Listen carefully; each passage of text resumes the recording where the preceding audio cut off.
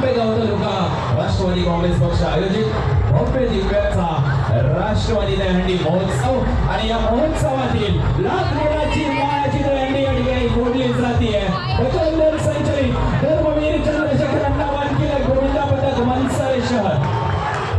एकदा जोरदार टाळ्यांचा गजर या ठिकाणी झाला पाहिजे. टाळ्यांच्या कडकडाटात आपण राष्ट्रवादी काँग्रेस पक्ष मानाची दहीहंडी या ठिकाणी